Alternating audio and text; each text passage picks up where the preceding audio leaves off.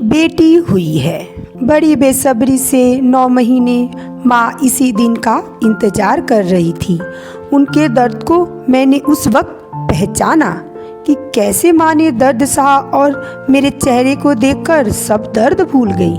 पर यह क्या, थोड़ी देर में माँ के चेहरे की चमक फीकी पड़ गई। माँ का मन उसी दर्द से कहर उठा। मैं सोच में पड़ गई, क्या कोई अनहोनी हो गई है। मैंने लोगों को देखकर और समझने की कोशिश की, पर इतना ही समझ आया कि माँ ने कोई ऐसी गलती कर दी है जो शायद गुनाह है।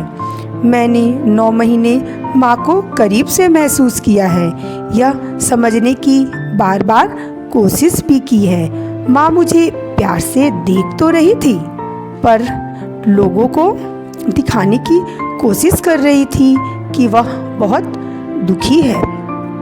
यह बात कुछ समझ नहीं आ रही थी। मैंने उन सभी घटनाओं को अनुभव किया। लोगों से सहानुभूति ऐसे मिल रही थी मानो फूलों की बारिश कर रहे हों, पर मैं माँ के दर्द को महसूस कर पा रही थी। अभी मैं भी दुखी हूँ, क्योंकि मेरी माँ को कांटों की सेज पर बैठाया गया है और ऊपर से फूलों को डाल रखा गया है। उस दर्द को और पीड़ा को मैं महसूस कर पा रही हूँ। अपने दर्द को कम करने के लिए मैंने उस पल को याद किया जब मैं माँ के गर्भ में थी।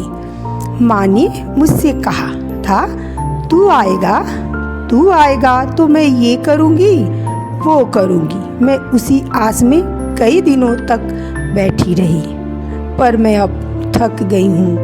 एक टक लगा लोगों से सहानुभूति बटोरती और घर वालों के तानों के बीच अपनी माँ की उलझन मेरा सीना चीर रही थी। अगली कहानी अगले सप्ताह।